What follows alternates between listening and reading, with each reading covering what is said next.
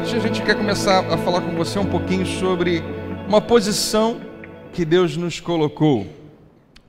Faz tempo que a gente não faz isso, mas aqui na igreja a gente levanta a Bíblia e fala: essa é a minha Bíblia, eu sou o que ela diz que eu sou, eu posso o que ela diz que eu posso, e eu tenho o que ela diz que eu tenho. Nessas três frases você tem a sua identidade, eu sou, você tem a sua propriedade, eu tenho, e você tem a sua habilidade, capacidade ou autoridade, eu posso.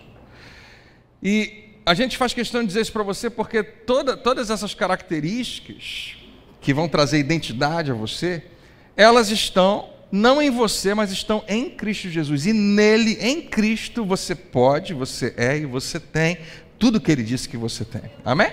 E é muito fácil a gente caminhar na contramão disso e acreditar que somos o que achamos que somos. Eu sou o André, eu tenho essa história, eu tenho esse passado, eu tenho isso, eu fiz aquilo outro, eu fiz uma faculdade, eu estudei, e eu sou capaz de fazer aquilo, incapaz de fazer aquilo outro, e a gente se coloca dentro de uma caixa, o que a gente pode, o que a gente não pode, quem que a gente é, quem que a gente não é. E se você ler a sua Bíblia com muito cuidado, você vai ver que Deus sempre chamou homens a acreditarem em coisas que eles não eram capazes de acreditar imediatamente. Ele chama Moisés e fala: olha, eu tenho um plano para você ser o libertador de Israel. E Moisés fala: todo mundo menos eu, porque eu sei quem eu sou, eu sei das minhas habilidades, eu sei da minha capacidade, eu sei até onde eu consigo ir, eu sei quais são os meus limites. Não é interessante ter um bate-papo desse com Deus e dizer para Ele que você sabe quais são os seus limites? Deixa eu te falar uma coisa, só Deus sabe quais são os seus limites. Deixa eu repetir para você deixar isso encaixar no seu coração. Nunca diga: eu cheguei nos meus limites, eu cheguei no máximo, eu não aguento mais, eu não tenho mais habilidade, eu não tenho mais estrutura, eu não consigo ir além disso, eu jamais vou fazer isso. Embora seja tão fácil a gente dizer isso, Deus sabe até onde você pode ir. Deus sabe exatamente quem você é de verdade. Há algum tempo atrás, aliás, eu falei isso várias vezes, a gente colocou um videozinho no Facebook, lembrando de uma mensagem antiga, que eu mencionei mais uma vez aquela frase do profeta que diz: diga ao fraco, eu sou forte. Quando alguém que é fraco diz que é forte, é estranho, porque tudo que você vê é fraqueza, tudo que você sente é fraqueza. Como é que eu vou falar? Parece que eu estou sendo falso. Eu sou fraco. Se eu sou fraco, eu digo que eu sou fraco. Deus fala: não, diga que você é forte. Por quê? Porque quem vê você de verdade é Ele. Quem sabe exatamente quem você é Ele. Quem te deu a identidade real em Cristo Jesus foi Ele, e não a maneira como você aprendeu. Você não é quem você acha, você não é quem as pessoas dizem que você é quem Ele fez você para ser. Você recebe isso hoje, em nome de Jesus? O que a gente vai tratar a partir de hoje, do livro de Efésios, eu vou dar uma passada hoje rápida em alguns versículos. Para a gente estabelecer uma base, um alicerce.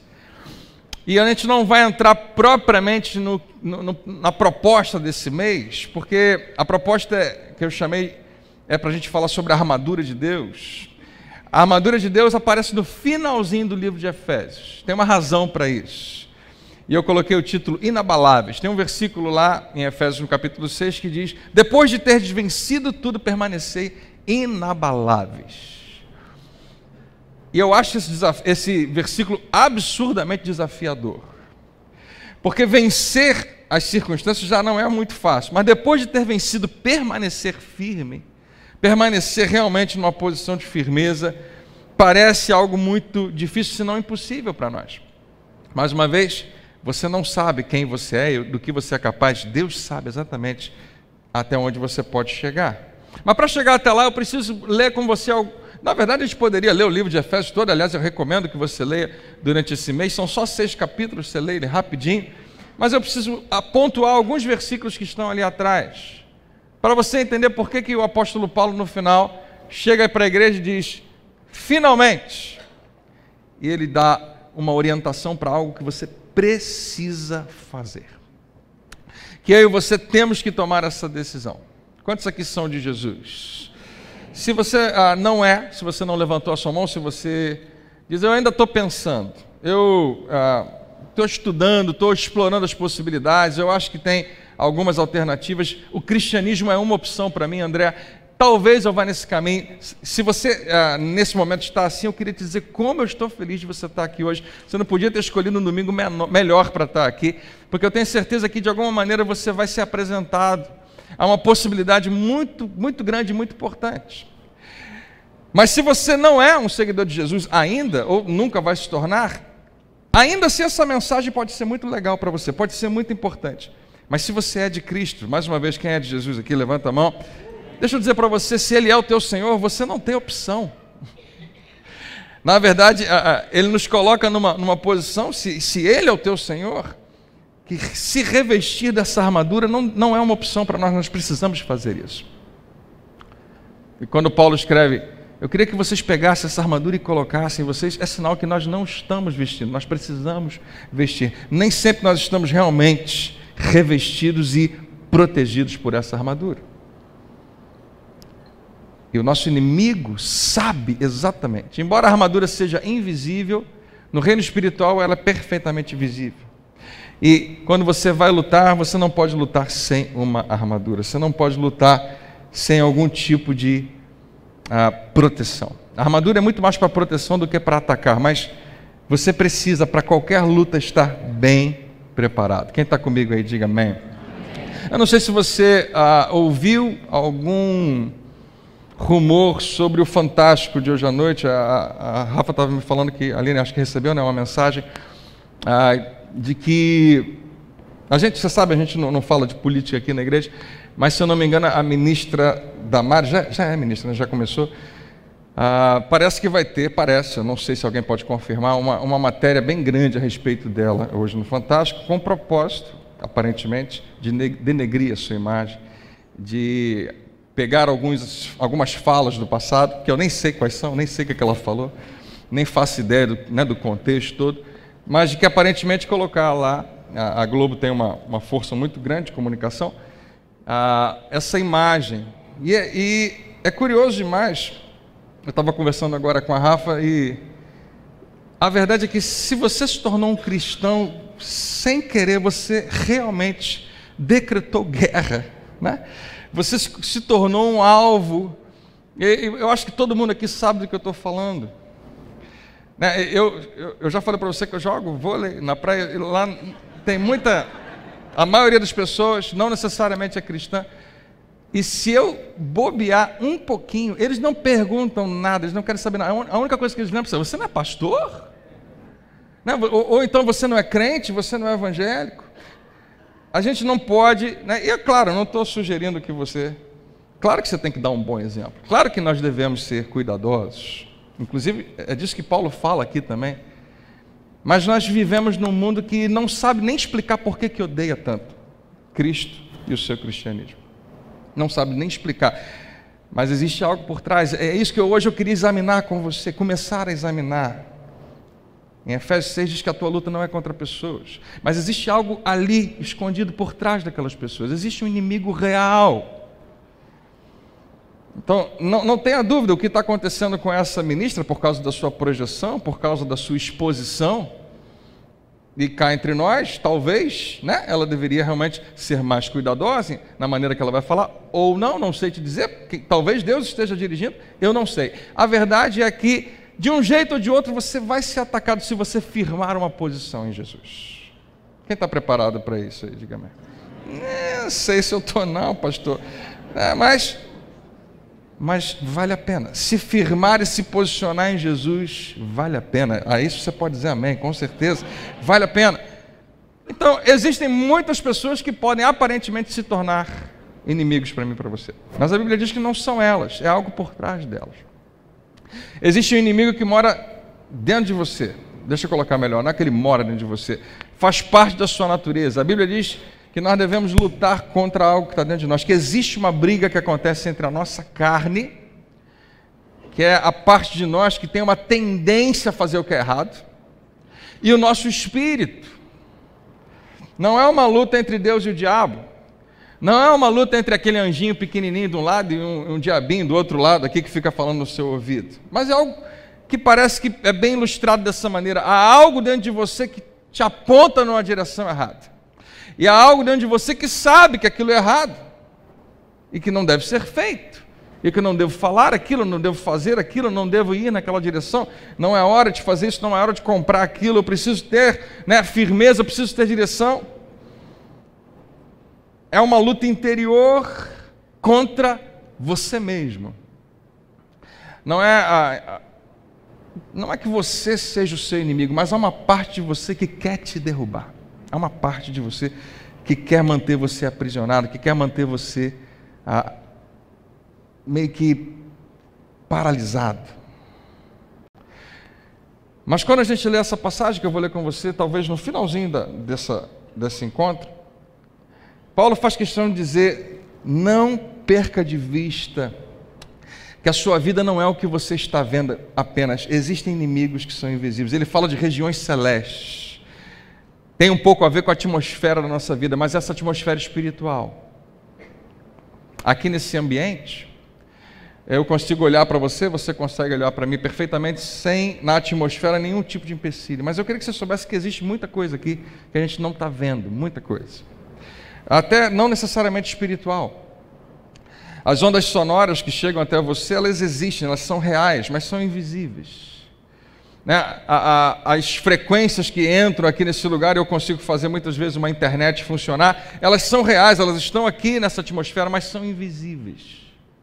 O ar que você está respirando nesse momento é invisível, mas graças a Deus ele está enchendo esse lugar. O ar-condicionado, glória a Deus por ele, que está climatizando um pouquinho melhor esse verão para nós. Você não consegue ver, mas ele é real, você percebe de alguma maneira. Da mesma forma, tem muito mais coisa que você não percebe ver na sua atmosfera espiritual, que é extremamente real, e é muito mais real do que você achava que era. E Paulo chega no final e fala: não, você não pode deixar de enxergar isso, mesmo que seja invisível. Parece uma contradição, mas mesmo sendo invisível, você não pode deixar de olhar para isso. A sua luta não é contra a gente, mas é contra espíritos que estão por trás daquilo. Se tem alguém te perseguindo no seu trabalho, se tem alguém perseguindo você na sua família, a nossa tendência é olhar para aquela pessoa como sendo a nossa inimiga, o nosso inimigo. Eu não estou dizendo que pessoas não se levantam como inimigos, mas o que eu quero dizer para você é que por trás existe alguma coisa. É difícil a gente acreditar e aceitar, mas ninguém é mal com a gente de graça. Existe alguma coisa que está acontecendo ali. Existe toda uma história. Da mesma maneira, quando você faz algo errado com alguém, ou faz algo errado por alguém, tem uma questão, tem uma história ali.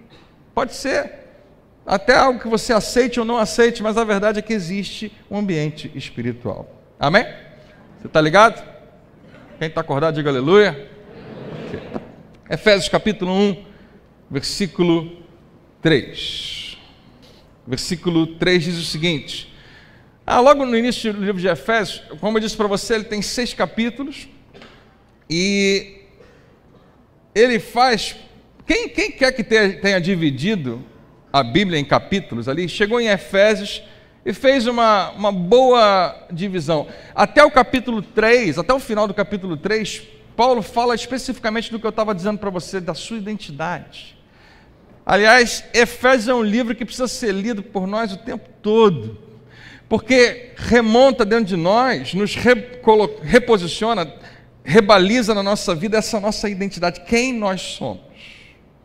Mais uma vez, a coisa mais fácil é você ter uma impressão errada de quem você é.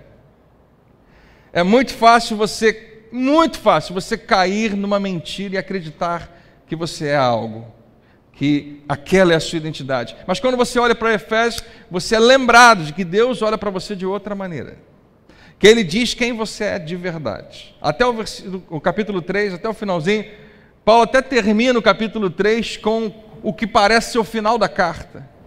E logo em seguida ele começa a orientar a igreja. Em outras palavras, 3 capítulos para dizer para você: você entendeu quem você é, você entendeu o que Jesus fez por você, você entendeu a posição que Deus te colocou? Entendi, Paulo. Os próximos 3 capítulos. Agora eu quero que você, com base nisso, faça algumas coisas. e eu acho legal demais, maravilhoso da parte de Paulo, inspirado pelo Espírito, é que se ele começasse a partir do capítulo 4, se ele fosse escrever para a igreja e dissesse, vocês têm que fazer isso, vocês têm que fazer aquilo, vocês têm que fazer aquilo outro, não teria nada de errado. Você entender que sim, isso é um papel da igreja. Mas o fato dele começar dizendo para você, olha, você só consegue fazer essas coisas, seja amar o próximo, seja perdoar alguém, seja se manter firme no meio de uma tentação, seja o que for. Você só vai conseguir fazer isso propriamente se você entender essa primeira parte. A grandeza do amor de Deus na sua vida. Então vamos firmar isso hoje, vamos estabelecer esse alicerce. O versículo 3 vai dizer, bendito seja, primeiro Paulo se apresenta, fala lá, sou eu que estou escrevendo para a igreja, bendito seja o Deus e Pai do nosso Senhor Jesus Cristo. Nós lemos isso hoje com uma tranquilidade muito grande. O cristianismo já existe há 2000 anos. Mas para quem estava lendo aquilo no primeiro século do cristianismo, era muito importante Paulo identificar, porque a maioria das pessoas que estavam convertidas a Jesus se acostumaram com uma vida inteira de paganismo, eles serviam a outros deuses e entendiam Deus, o Deus deles, de uma forma completamente distorcida. Então Paulo dá o endereço certinho, eu estou falando de Jesus e da maneira como nós o percebemos, o interpretamos e o servimos. É Deus, bendito seja o Deus. Que Deus, Pai? Que Deus, Paulo? O Pai do nosso Senhor Jesus Cristo. Aquele a quem eu apresentei a vocês, aquele a quem nós temos, a respeito do qual nós temos conversado. O qual, e ele dá uma promessa sensacional, que na verdade está no passado, diz, nos abençoou com todas as sortes de bênçãos espirituais nas regiões celestes. Como é que termina? Em Cristo. Toda vez que você lê o livro de Efésios, e eu recomendo mais uma vez que você lê bastante, vale a pena você sublinhar essa expressão em Cristo, porque você vai perceber que ela aparece várias vezes. Ou então, nele, em Cristo, através dele. Né? Tudo você vai perceber que a sua identidade só pode estar estabelecida a partir de Jesus. É nele que a nossa vida começa. E ele está nos dizendo aqui que Deus já nos abençoou. Glória a Deus. Eu não sei se você entende o que isso significa, mas esse versículo, se você resolver acreditar nele, se você resolver que ele é verdade para você, diz que ele nos abençoou com todas as bênçãos espirituais nas regiões celestes. É interessante que o que nós mais desejamos, não apenas a sua carne também quer, mas o seu espírito, o seu coração, nós desejamos coisas boas para nós. Você deseja, a princípio, sair de problemas, né? Você está doente, você quer ficar curado, você está sem grana, você quer uma provisão financeira, você está sofrendo no casamento, você quer uma solução para aquilo. Mas quando está tudo bem, ainda assim você quer outras coisas boas, você quer crescer para o próximo estágio da sua vida profissional, financeira, relacional, educacional, seja o que for, todos os nossos alvos, o que quer que esteja na frente, nós não imediatamente identificamos como bênçãos espirituais. Nós queremos muito sair daqui hoje com a promessa de uma bênção financeira na nossa vida, amém, né? Nós queríamos muito sair daqui com a promessa, né, de uma bênção de restauração, de relacionamento, ou do nosso corpo, da cura, seja o que for. Então, quando a gente lê isso, parece que está faltando alguma coisa, né? Não fala direto ao nosso coração, mas deixa eu te falar. Toda e qualquer bênção na sua vida da parte de Deus, originalmente é uma bênção espiritual. Na verdade, começa a partir daqui. Quando nós entendemos a nossa identidade, quando nós entendemos quem nós somos em Cristo, apenas a sua comunhão com o Pai resolve qualquer coisa na sua vida. E você vai ver que quando Paulo chegar no final da sua carta, ele vai relembrar isso e dizer, gente, você tem que se fortalecer nele, se fortalecer em Deus, em detrimento de se fortalecer em si mesmo. Eu prego isso, mas você não faz ideia como eu sou tentado a fazer as coisas do meu jeito sozinho, sem Deus. Como eu sou tentado tudo que eu tiver que fazer, tentar organizar, cara, a partir de mim mesmo, a partir da inteligência, da experiência, de tudo que eu já puder ter armazenado em mim, a partir dali eu faço. E Deus fala, não, André, você tem que se fortalecer em mim. Eu tenho que ser o iniciador de qualquer coisa na sua vida, porque eu já te abençoei com tudo que é bênção espiritual, em Cristo Jesus. Amém?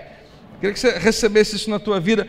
Aliás, é legal você ler e colocar na primeira pessoa do singular aqui. Diga comigo, Deus me abençoou com toda sorte de bênção espiritual em Cristo Jesus.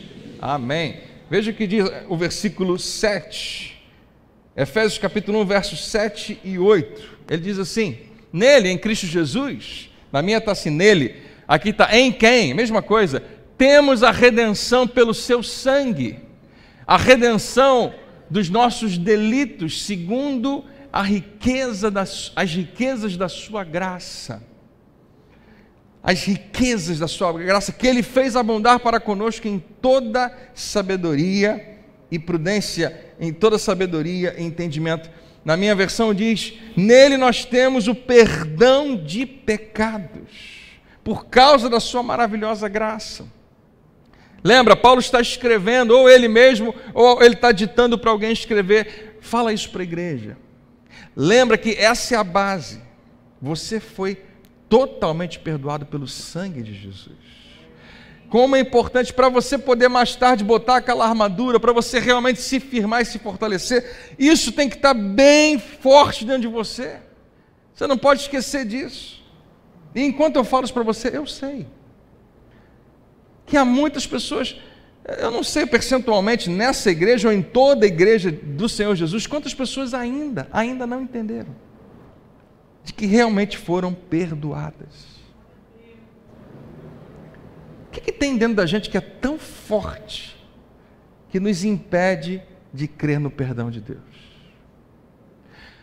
Qual o tamanho da sua condenação que consegue ser maior dentro de você do que o sangue de Jesus? Qual o tamanho do pecado que você cometeu que dentro de você consegue ser gigante e o poder da cruz ser tão pequeno? Deixa eu te falar, o que aconteceu com Jesus na cruz, o seu sacrifício realmente lavou completamente a nossa vida, nos limpou mais do que você precisava. Como é que eu posso...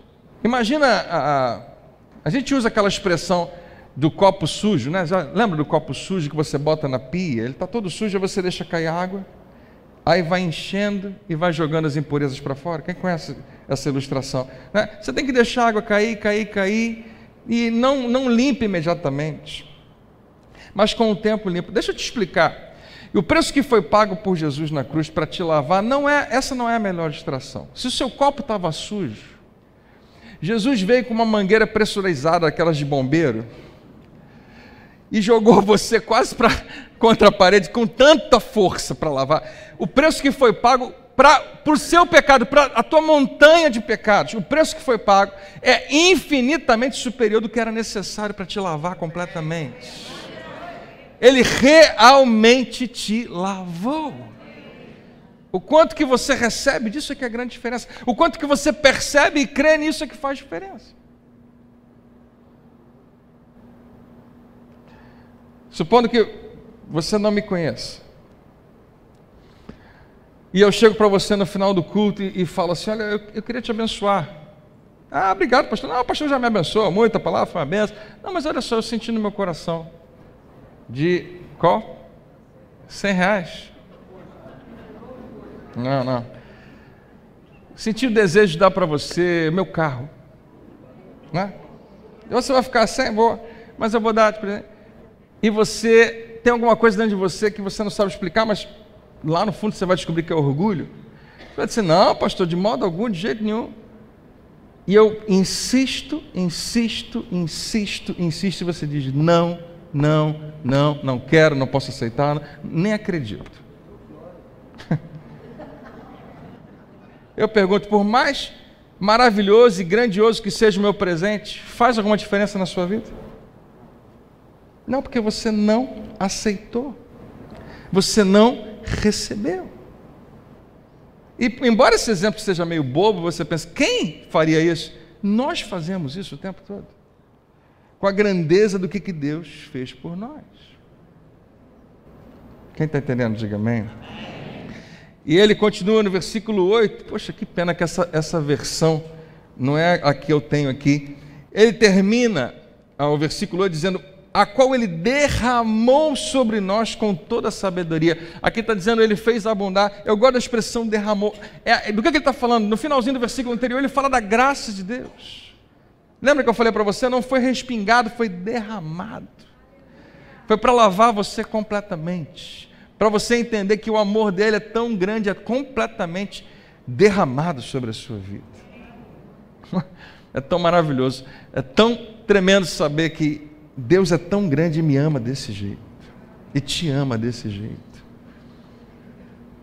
Você não precisa fazer nada para Ele te amar mais. Ele já te ama com amor incondicional e eterno. Capítulo 2, versículo 1.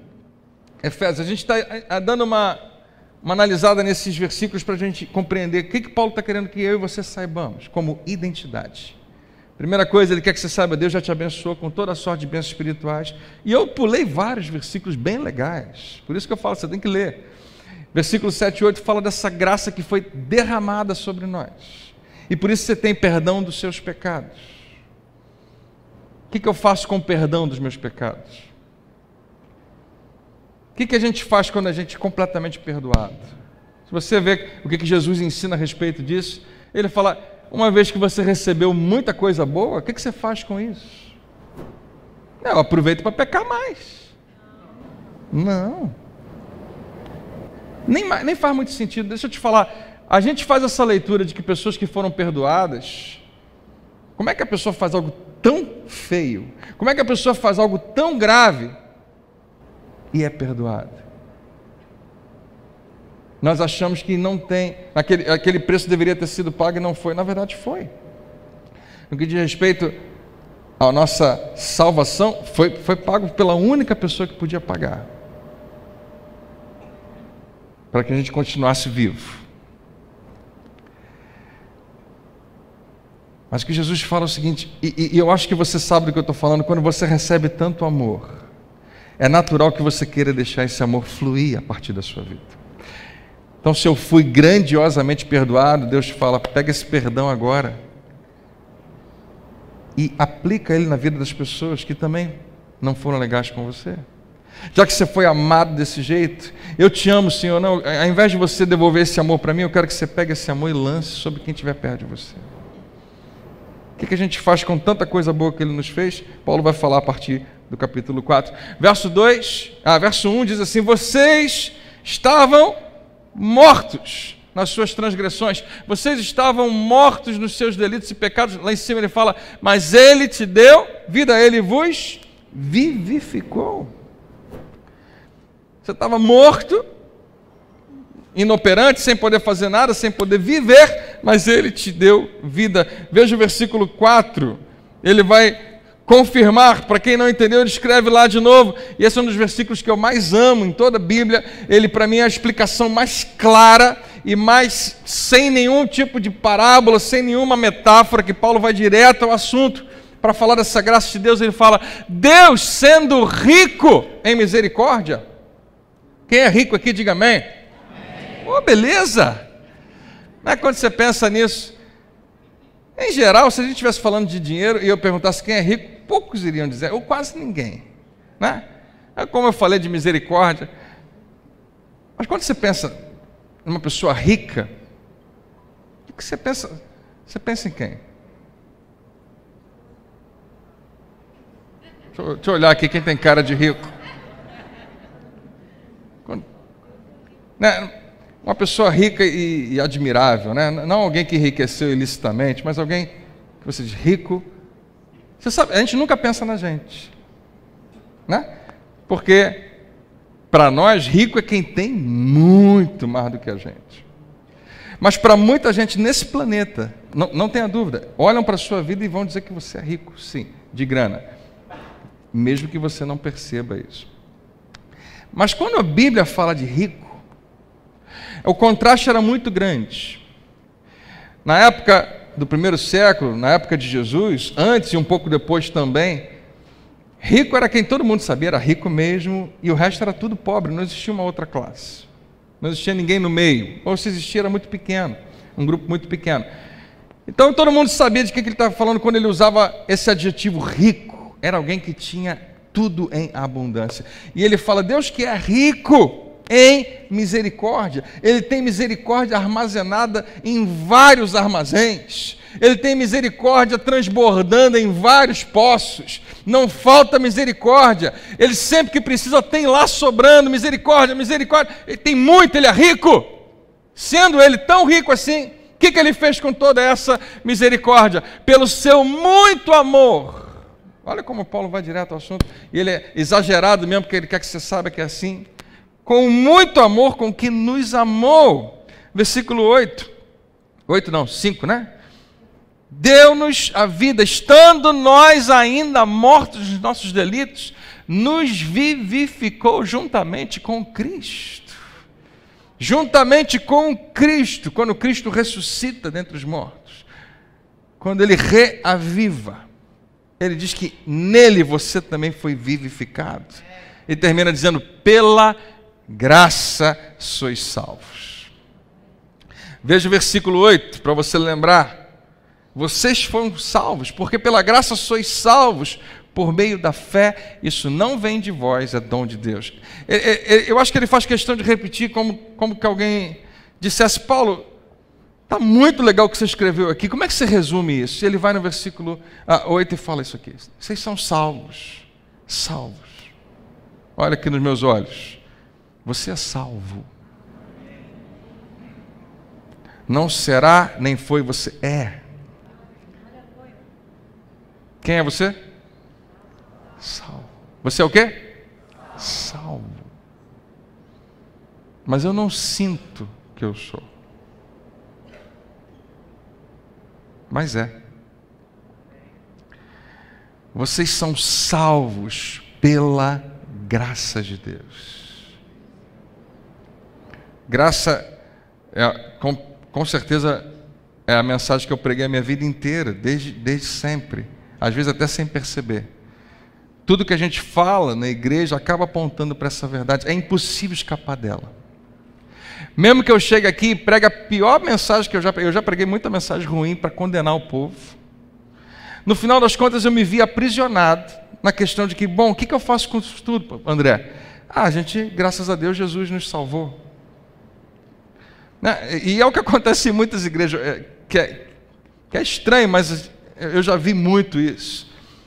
Pregadores que pregam condenação, e depois não sabem muito bem o que fazer com aquilo, porque a Bíblia continua dizendo que não há mais condenação para aqueles que estão em Cristo Jesus.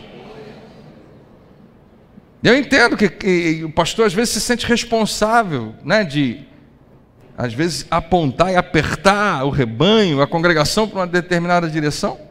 Não é realmente o nosso papel, mas Jesus é que é o nosso bom pastor, Ele que faz isso, e Ele faz o seguinte: as minhas ovelhas ouvem minha voz e me seguem. Ele não empurra ninguém, Ele vai na frente e você vai atrás, e você deve ser alguém que o segue. Não é esse que é o convite dele? O convite de Jesus o tempo todo não é acredite, e não é obedeça, é siga-me, vem comigo. E você vai descobrir, que nele há descanso para a sua alma. Nele há alívio do seu fardo. Ele fala, vocês são salvos pela graça de Deus. A graça de Deus significa algo que você não merece e nunca conseguiria merecer. E nunca conseguirá merecer. Tem algo dentro da gente que clama por merecer. E é muito legal, eu acho, quando a gente examina no ministério de Jesus, como ele está sempre lidando com duas classes de pessoas. Dificilmente tem uma terceira. Em geral tem um monte de pecador com quem ele senta, conversa, essas pessoas são atraídas por ele. E ele se sente atraído por elas, e eles sentam junto, conversam. E não necessariamente todo mundo muda de vida, mas recebem com certeza de Jesus um exemplo, mas alguém que está perto, alguém que abraça, alguém que traz para perto e diz, olha, Deus ama vocês. Ele tem um plano para vocês. E o outro grupo de pessoas que acha que não precisa de se ajustar, não precisa arrumar a sua vida, porque já estão fazendo tudo certo aos olhos deles. Nós somos de Deus, nossa vida é um exemplo. E os fariseus, os escribas, eram os super-heróis. Todo mundo queria ser como eles são muito bons, eles andam perto de Deus, eles estão o tempo todo se separando de todos e de todo mundo para estar perto de Deus. Um fariseu nunca iria apertar a minha mão e a sua mão, porque nós somos gentios. Se ele apertasse a sua mão por alguma razão, ele tinha que voltar para casa correndo para lavar várias vezes as mãos, porque ele era separado. E Jesus trata com esses dois grupos o tempo todo. Dois tipos de pecadores. Um que era pecador, mas nunca assumia que era pecador. O outro que era, mas assumia. Sabia que era. E quando você vê a história que ele conta do filho pródigo, você vê esses dois personagens. Um filho que volta para casa dizendo, eu pequei. E o outro que diz, eu estou te servindo o tempo todo e o Senhor não me dá nada. Jesus faz questão de apontar o tempo todo isso. Como a gente quer merecer. Eu não mereço, eu não mereço, eu não mereço. Eu sei, filho. Eu mereço, pai, eu mereço. Não merece. Mas de qualquer maneira, você que não merece nada, você que acha que merece alguma coisa, a graça de Deus está disponível para todo mundo. Mas nunca foi porque você mereceu. Nunca foi porque você conseguiu conquistar alguma coisa para merecer de Deus. Paulo está querendo que a igreja saiba disso. Eu quero saber disso, eu quero tanto que você saiba disso, para que você possa dar qualquer outro passo depois. Estabelecer isso na sua mente e no seu coração. Eu sou salvo. Diga bem alto, eu sou salvo. Pela graça de Deus. Mas tem um outro lado, que é o seu lado, mediante a fé, por meio da fé. Não vem de você, não é pela sua capacidade, não é pelas suas obras, não vem de vós, não por obras. Ele diz assim, é dom de Deus, é um presente de Deus. Presente. Lembra que eu te falei? Eu posso te dar um presente e você não receber. Mas um presente nunca é merecido. Se no final do ano, você chega para o seu filho e fala, se passar de ano vai ganhar o presente de Natal que você quer. Quero ganhar a Barbie, quero ganhar uma bicicleta. Ok, tem que se esforçar, tem que passar de ano. Você acha que você deu um presente, mas você não deu. Você premiou, fez por merecer, né? Você premiou um mérito. Isso não é presente, isso não é dom. Pode ser...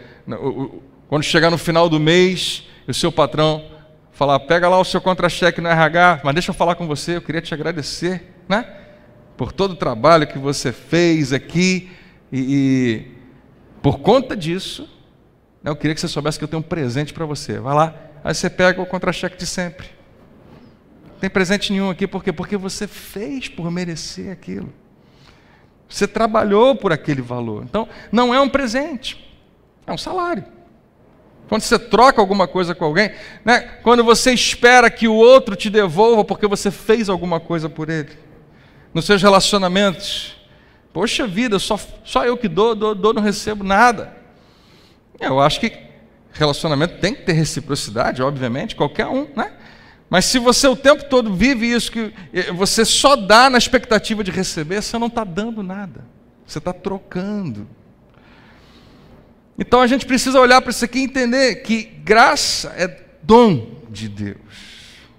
Ele nunca te amou porque Ele tinha que te amar. Ele nunca fez nada por você, Ele não deixa o seu coração bater agora mais uma vez porque Ele tem que fazer isso. Ele escolhe fazer isso. E é de graça. E é um presente. Tudo que Ele faz por mim e por você, Ele não precisava fazer, mas Ele resolveu fazer. Inclusive, nos dá salvação. Amém? Versículo 13.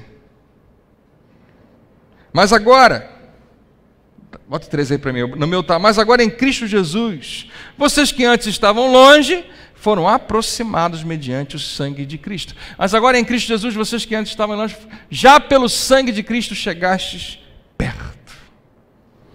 Deus está bem perto de você. Paulo quer que você saiba. A igreja precisa estabelecer isso bem firme. Deus está comigo. A presença dele é real. Você sabia? Você sabia que a sua segunda-feira, amanhã, Deus vai estar presente com você o tempo todo? Mesmo que você nem perceba. Ele prometeu estar com você, Ele está bem perto. E esse versículo faz a gente entender que isso não era assim antes. Eu estava afastado de Deus. Deixa eu colocar algo na sua mente para você pensar. Eu não estou dizendo que eu tenho a resposta para isso. Mas eu já ouvi, já preguei isso. Hoje eu repenso. A gente diz que o pecado, ele afasta o homem de Deus. É o que esse versículo está resgatando. Você estava afastado, mas agora você foi reaproximado, porque não tem nenhuma parede entre você e Deus. Mas olha que interessante.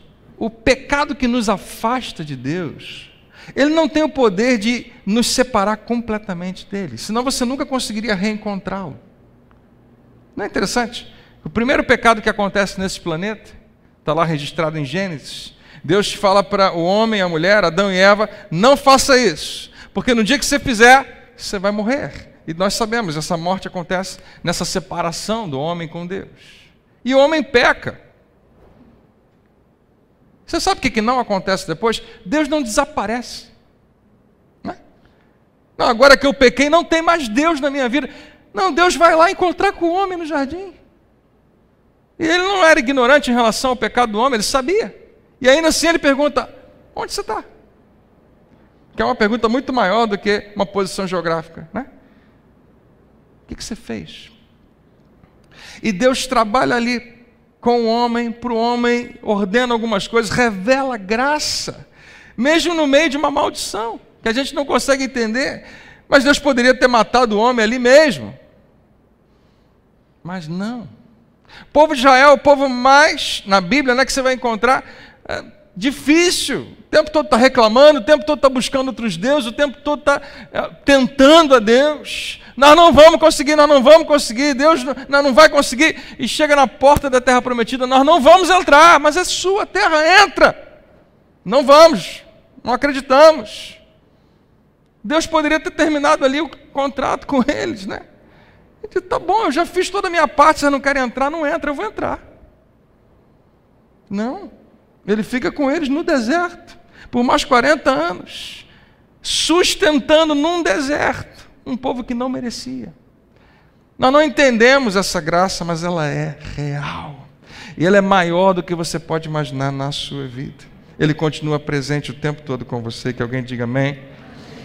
Versículo 3, eu vou ler a partir do versículo 14, capítulo 3. Paulo está terminando a primeira parte aqui, e é onde mais ou menos a gente vai terminar hoje também. E ele faz uma oração pela igreja, que eu queria que você prestasse atenção. Passa comigo os versículos 14 e 15, vamos lá. Por essa razão, dobro os meus joelhos perante o Pai. Paulo está orando pela igreja, do qual toda a família nos céus e na terra toma o nome. Nós somos identificados por Ele. Para que, agora vem a oração, segundo as riquezas da sua glória, Ele dê algo a vocês. A oração de Paulo é muito legal, porque Paulo não vai te... Presta atenção no que ele não está pedindo, o que ele pede. Ele poderia pedir, Senhor, cura todos os enfermos daquela igreja. Eu queria que o Senhor enriquecesse as pessoas. Eu queria que o Senhor resolvesse os problemas matrimoniais, seja o que for. Não, ele vos conceda que sejais, essa palavra nem sabia que estava aqui, robustecidos. Deixa eu ver como é que está na minha versão. Né? Fortaleça. Né? Para que ele fortaleça no íntimo. O que ele quer que você seja fortalecido? Com poder, pelo seu espírito no homem interior. Deixa eu parar aqui só um minutinho e dizer para você. Você lembra o que a gente está fazendo? Paulo está escrevendo para a igreja dos Efésios, está escrevendo para a igreja de Jacarepaguá, dizendo, eu preciso que vocês saibam disso antes da gente falar de qualquer outra coisa. Eu quero que Deus faça algo no interior de você que vai fortalecer você. Eu oro para que Ele faça...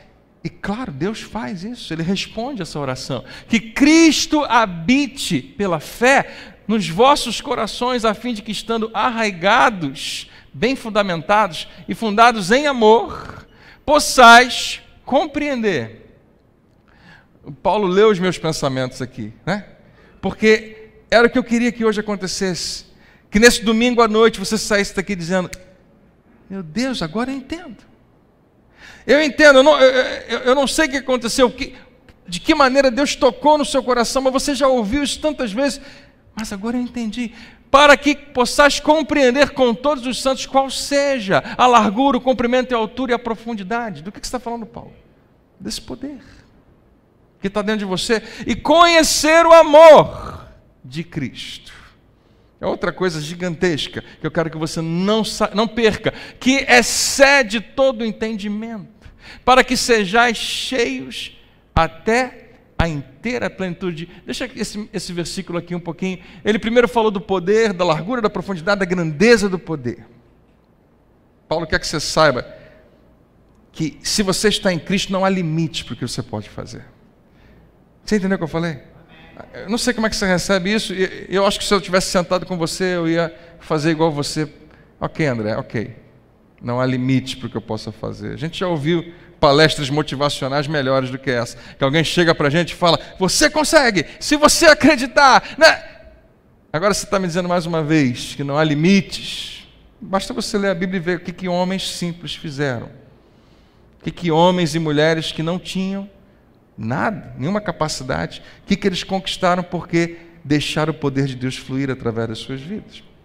Então sim, é verdade, se foi verdade para eles, é verdade para mim e para você. Mas agora ele fala de uma outra parte, ele fala: e conhecer o amor de Cristo.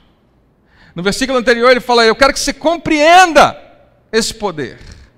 Agora ele não fala que ele quer que você compreenda, porque eu acho que você não vai conseguir. Ele até chega a falar: excede todo o entendimento, mas eu quero que você conheça. Eu quero que você conheça. Esse verbo diz respeito a uma comunhão cada vez mais profunda. Se você estiver na rua essa semana e encontrar com alguém e conversar, e de repente o assunto de igreja aparecer, você fala: eu vou na igreja Nova Vida de Jacarepaguá. Aí a outra pessoa fala: acho que eu sei quem é, do pastor André. É, você conhece o pastor André? Aí você diz: conheço. Você conhece mesmo? Você conhece que você está me ouvindo aqui, a gente tem alguma relação, né? Mas quem quer que seja você, é uma relação superficial, mas a gente se conhece. Tem algumas pessoas que estão sentadas aqui, né, que talvez eu já tenha sentado junto para conversar, conhecemos um pouco mais um do outro. Tem gente aqui que eu considero amigos que frequentemente a gente está junto. Tem o meu grupo do PG que eu vejo toda semana, a gente se conhece mais. Ninguém me conhece mais do que a minha esposa, eu acho, não é? A gente dorme no mesmo quarto, a gente se conhece. Então, conhecimento tem vários níveis. Você pode conhecer só, né, de ouvir falar, você pode conhecer porque já conversou, você pode conhecer porque criou uma amizade, você pode conhecer no nível de grande intimidade. Quando Paulo fala: eu quero que você conheça esse amor, ele está dizendo de um padrão de crescimento, onde mais e mais você está envolvido. Conheça, para que seja cheio até a inteira plenitude de Deus. É quanto Ele quer que você transborde nesse amor, porque é um amor que não vai ficar em você, vai acabar extravasando para outras pessoas. Próximo versículo, verso 20. Ora, aquele que é poderoso, e Paulo está terminando aparentemente a carta aqui. Ora, aquele que é poderoso para fazer tudo, muito mais abundantemente, além daquilo que pedimos ou pensamos, segundo o poder que em nós opera. Está falando de quem? De Deus Pai. E ele termina dizendo, próximo versículo: a Ele, pode botar, a Jesus, a Deus, seja glória na igreja e em Cristo Jesus por todas as gerações, para todos sempre. Amém. Amém. Não parece que ele terminou a carta? Parece que é uma doxologia, né? Onde ele termina ali dizendo: legal, gente, glória a Deus, amém, ponto final. Mas é o capítulo 3. Ele começa agora o capítulo 4. E a gente vai entrar mais nele na semana que vem. Mas eu queria só que você compreendesse um pouquinho, porque a primeira parte dessa carta, ela é bem doutrinária, é para reposicionar. A segunda parte, ela é extremamente prática. E ele vai dizer para você, e ele pode, né, em Cristo Jesus ele faz isso: faça isso, faça aquilo, pare com isso, mude aquilo. Que isso, Paulo? Precisa mandar? Não. Você entendeu a primeira parte? Paulo não está ordenando, mandando, dizendo, você tem que fazer. Você entendeu quem você é? Você compreendeu a posição que Deus te colocou? Se você não compreender, esquece qualquer outra coisa que eu vou falar, porque você só vai conseguir fazer se você compreender. Eu preciso que você compreenda o poder. Eu preciso que você experimente e conheça o amor. Eu preciso que você saiba quem você é, se você quiser dar qualquer outro passo. E eu creio que esse ano vai ser um ano de maturidade espiritual para essa igreja. E maturidade significa exatamente isso. Realidade de Deus na sua vida. Chega de religião. Não é ir à igreja todo domingo. Não é participar da ceia.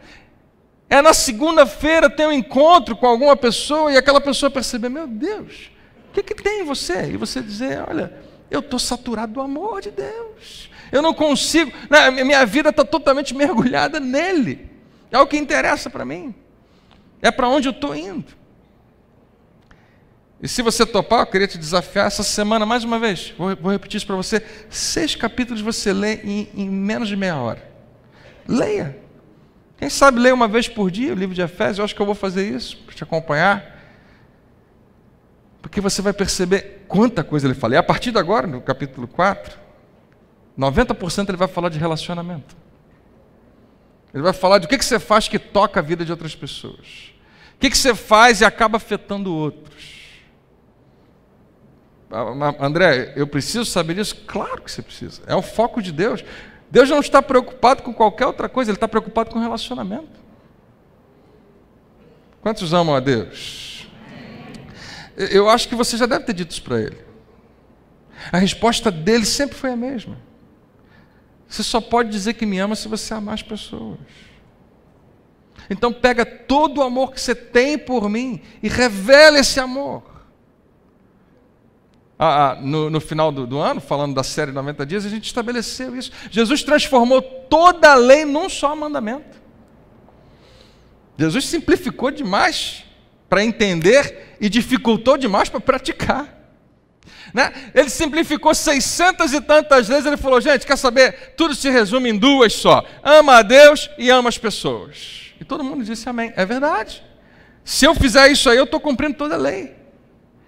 Mas na última noite, antes de inaugurar a nova aliança, com a ceia que ele faz com os seus discípulos, algumas horas antes de ser crucificado, ele fala, eu tenho um novo mandamento.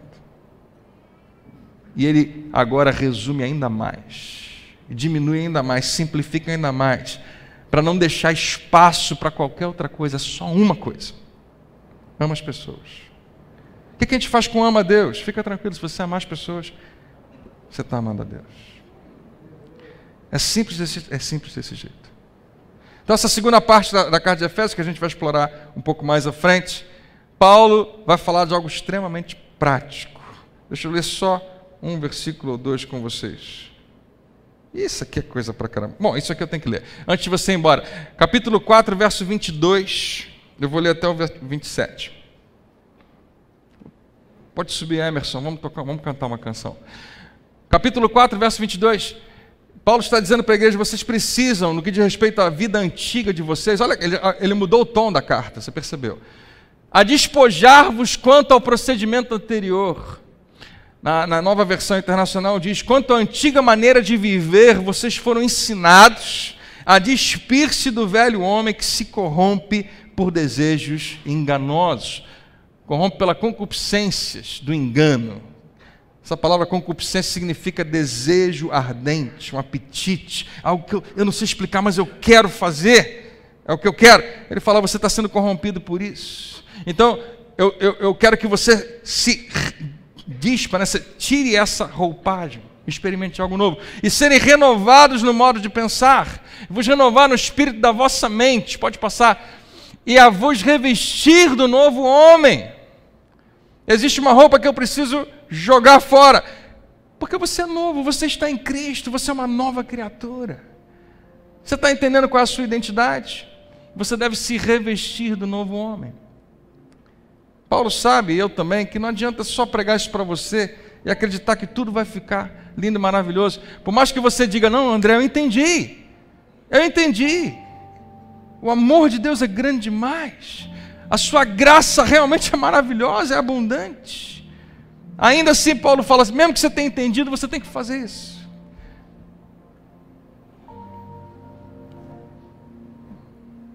Talvez a maior frustração que qualquer pastor tenha, né? Desculpa, eu não deveria ter dito isso, porque eu também me frustro comigo do mesmo jeito. Mas uma frustração que um cristão tem. A gente não conseguir viver à altura do que Deus pede de nós. Mas deixa eu te falar, uma coisa é você ser de Jesus e continuar vivendo igualzinho qualquer outra pessoa do mundo, como alguém que não tomou a decisão de realmente segui-lo.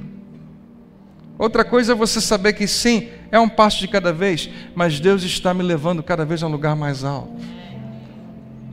Se 2018 passou e você não cresceu nada, você precisa reexaminar o seu caminho.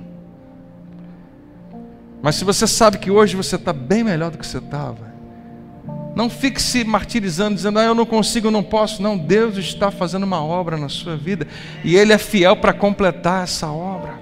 E Ele está dizendo para mim e para você hoje, nós temos que nos despir do que nós éramos, tirar a minha roupa de pecado. Eu sou de Jesus, fui lavado, mas tem uma roupa que muitas vezes ainda eu visto.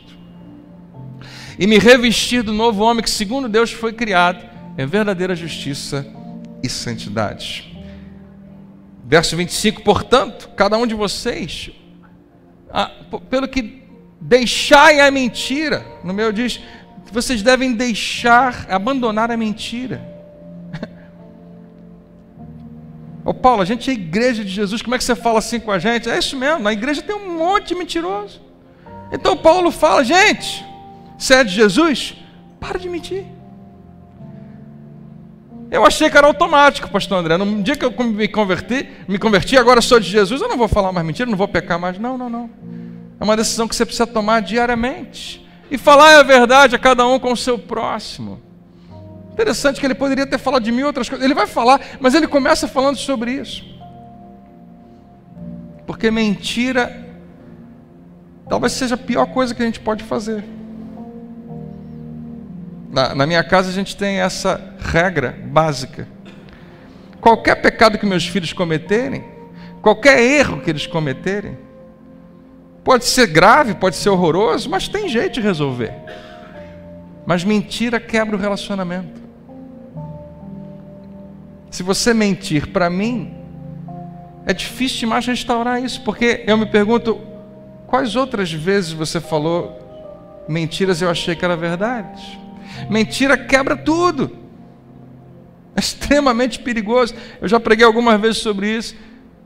E algumas pessoas, no final do culto, veio uma pessoa falar comigo, pastor, no meu ofício, no meu trabalho, é o que eu mais faço. O que eu faço com essa mensagem? O que eu faço com o que Deus está pedindo de mim? Não mentir. Eu falei, cara, ainda bem que você colocou que foi Deus, porque eu não posso fazer nada. É Ele que pede mesmo isso, e pede a mesma coisa de mim, e pede a mesma coisa de qualquer outra pessoa. Eu não vou te cobrar, não. Mas você deve perguntar para Ele. Você sabe por que a gente mente? Porque traz alguma vantagem. Não, eu minto. Quando eu minto aqui, eu não perco esse dinheiro aqui. Quando eu minto aqui, eu ganho essa causa. Quando eu minto aqui, eu mantenho um relacionamento estável. Se eu falar a verdade, eu perco esse dinheiro, eu perco essa causa, eu perco esse relacionamento. Então você é o Senhor da sua vida. Mas quando Jesus é o Senhor da tua vida, você não abre mão, Senhor. Eu sei que eu vou perder muita coisa, mas eu sei que o Senhor é poderoso para me dar muito mais. Eu sei que o Senhor é poderoso para restaurar o que eu não consigo restaurar. Porque para quem quer que você esteja mentindo, você acha que se falar a verdade, você vai ferir aquela pessoa, mas você já está ferindo por causa da mentira. E é curioso, Paulo escreve isso para mim e para você. Nós somos igreja. Graças a Deus, eu já vi algumas dezenas de situações que a pessoa falava, se eu falar a verdade, acabou tudo. E o tempo provou que a graça e a misericórdia de Deus são maiores do que o que eu e você pensamos. Quantas coisas Deus já restaurou. Ele fala para a igreja coisas desse tipo. André, eu não sei se eu consigo, então leia de novo os primeiros 3 capítulos. Descobre quem você é de verdade. Descobre aonde Deus te posicionou. Deixa eu terminar. Versículo 26. Quando vocês ficarem irados, não pequem. Irai-vos e não pequeis, não se ponha o sol sobre a vossa ira. Ficar irado e não pecar tem a ver para mim com você não guardar também nenhum rancor para a próxima temporada da sua vida. Eu creio que há pessoas que estão aqui que estão no momento de transição. Deus quer levar você para um outro lugar, um lugar mais alto. Você não quer ir para lá com coisas ainda não acertadas. Não se ponha ao sol sobre uma situação não resolvida. E finalmente, esse é o versículo que eu quero que a gente medite na semana que vem. Não deis lugar ao diabo. Não deis lugar ao diabo. Significa que eu posso dar ou posso não dar lugar a ele. Eu escolho. Não, o diabo não tem lugar na minha vida. Não é muito bem assim, não. Só porque você falou. Nós somos tentados o tempo todo. Nós ouvimos a voz de condenação dele o tempo todo. Isso significa dar lugar. Nós somos enganados pelo inimigo o tempo todo. Sem perceber, nós demos lugar. Isso me remeteu a uma... Eu assisti um filme uma vez. Aliás, eu acho que tem alguns dezenas de filmes que tem essa cena. Você já viu aqueles filmes de terror? Eu já assisti filmes de terror, tá, gente? Não é pecado, não. E não é nem terror, é suspense.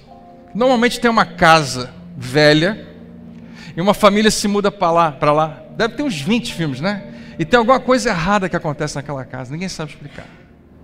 Você já percebeu que quase todos esses filmes na casa tem uma porta que ninguém sabe o que tem atrás da porta. E de vez em quando aparece alguém e fala, aconteça o que acontecer, nunca abra essa porta. Quando está escrito em qualquer porta, nunca abra essa porta, o que você mais quer fazer na sua vida? A Bíblia diz que a força do pecado está na lei, né? A lei é que fortalece, dá-nos vontade de fazer exatamente o que diz para você não fazer. E o pessoal sempre abre aquela porta no filme, né? E aí parece que a destruição é imensa, completa. Quem estava lá faz uma bagunça tão grande. Na nossa vida tem algo semelhante. Tem portas que Deus fala, não abre. Não abre. E você diz, sim senhor. Mas dentro de você pensa, o que será que vai acontecer se eu abrir? Eu acho que eu sou forte o suficiente para vencer o que está atrás dessa porta. Eu acho que eu consigo. Eu acho que não é tão grave assim. Tem portas que você já abriu, você sabe que não tinha que ter aberto. Mas tem portas que ainda vão aparecer na sua vida e Deus vai falar, não abra. E se alguém tentar abrir, não deixa. Porque a gente acha que tudo que é porta que abre vem de Deus. Não abra. É o que ele está dizendo para mim, para você, não deixe lugar ao diabo. A gente dá lugar ao diabo de várias maneiras. E é o que a gente quer explorar um pouco mais na semana que vem. Mas preste atenção. Porque Deus vai te dar uma cutucada essa semana dizendo, não abra essa porta. Não assine esse papel. Não se associe com essa pessoa. Não continue esse relacionamento. Não faça mais o que você se acostumou a fazer, achando que não tem consequências. Eu já abri, então fecha. Mas de preferência, nem abra. Não deixe lugar ao diabo. Pastor, o lugar que o diabo tem na minha vida é muito pequenininho, eu consigo controlar. Um pastor disse, se você der carona ao inimigo e continuar dando carona, vai chegar uma hora que ele vai querer sentar no volante, na direção. E é o que acontece na vida de muita gente. Quem sabe essa noite Deus está nos alertando para algo que ainda dá tempo de fechar na nossa vida. Você recebe essa palavra? Amém? Vamos ficar de pé?